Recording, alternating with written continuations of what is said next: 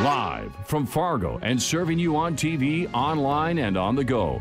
This is Valley News Live at 6. A University of Utah student was shot and killed Monday night by a man investigators say she dated for about a month. Police say 21-year-old Lauren McCluskey ended her relationship with 37-year-old Melvin Rowland after she found out he lied about his name, age, and his criminal history of being a registered sex offender. This story prompted Valley News Team's crime and safety reporter Bailey Hurley to talk with a private investigator about finding out who you're really dating. And unfortunately, it's not the boogeyman that you have to be afraid of. It's the person that is in your bed or used to be in your bed. Whether it's online or face-to-face, how do you know that the person you're letting into your life is really who they say they are? Look for inconsistencies in a person's story. There could be a million different kinds of inconsistencies. A lot of them could make sense.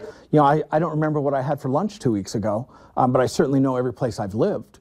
I certainly know if I've ever been arrested or not. Jacobson says it's important for women to never fully let their guard down, always on the lookout for red flags. I don't think there's anything wrong with calling. Hey, calling at 2 o'clock in the afternoon when he says he's at work and, hey, is Steve there?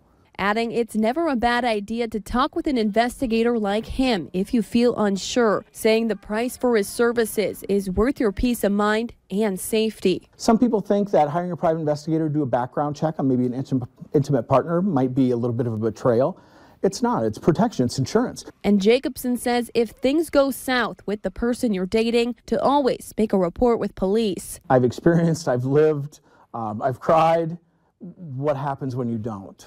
And that's probably the most important message I'd like to get across, that it's real. It happened to me. Speaking from experience, as his own sister was murdered last year by her ex-husband. Her stalker was a felon, and she didn't want him to go back to jail. And unfortunately, that decision to protect him ultimately cost her life and devastated our family. In Fargo, Bailey Hurley, Valley News Live.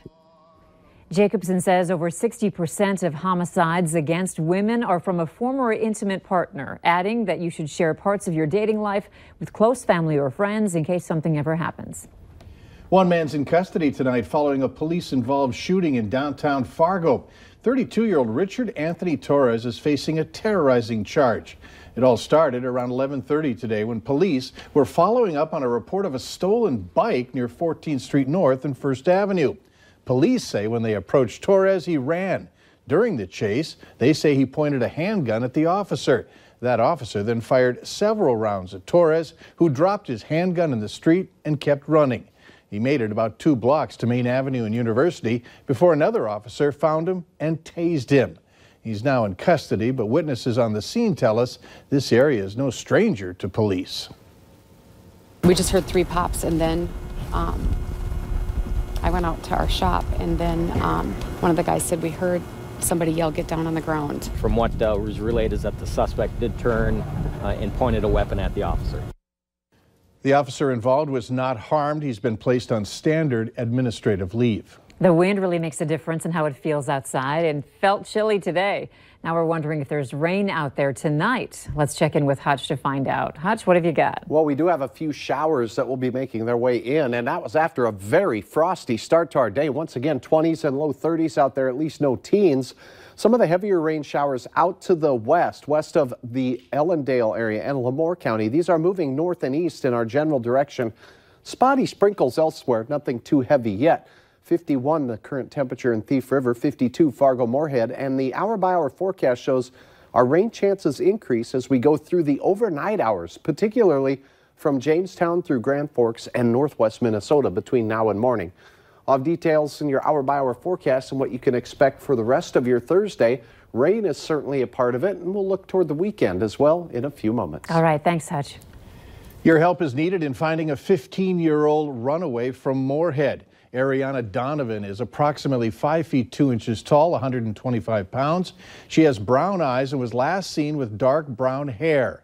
Donovan was reported as a runaway on August 29th. Police say they believe she's in the FM area. If you or someone you know has any information on her whereabouts, call 701-451-7660. A North Dakota man is dead after crashing into a tractor in the Southern Valley. It happened around 7 last night on Richland County Road 1 near Hankinson. The Highway Patrol says the victim died when he hit the front of a tractor that was pulling a disc plow. The victim is a 59-year-old man from Hankinson, but troopers are not releasing his name at this time. The 18-year-old driver of the tractor was not hurt. Two incumbents are doing well heading down the stretch to the November 6th general election.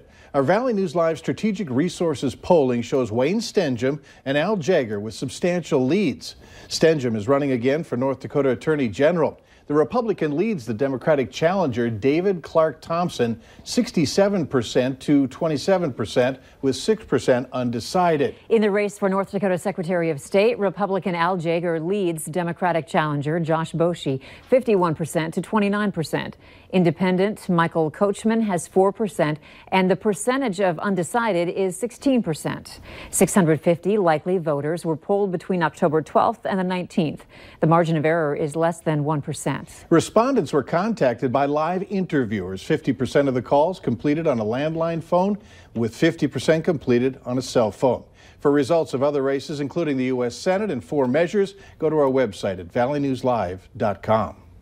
Former Nebraska Senator and U.S. Secretary of Defense Chuck Hagel joined Democratic Senator Heidi Heitkamp on the campaign trail this week, defending her record in the final weeks of the North Dakota Senate election. Hagel and Heitkamp are visiting 7 North Dakota towns in a 48-hour span. Earlier this afternoon, the pair stopped by the Fargo Air Museum for a meet and greet with Fargo veterans. Hagel is defending Heitkamp's record on veterans following television ads questioning her voting record earlier this year. We asked Heitkamp about the recent polls that show Kramer ahead in points, but Heitkamp says she isn't worried. Heitkamp's office will be releasing an official statement later on the undercover video released by a controversial organization called Project Veritas, which shows campaign employees speaking unknowingly on camera about Heitkamp and her campaign. The debate continues over the need for meat labeling. Later on Valley News Live at 6, hear from cattle producers who took their message to lawmakers in D.C. Up next, big money given to the annual Children's Miracle fundraising campaign.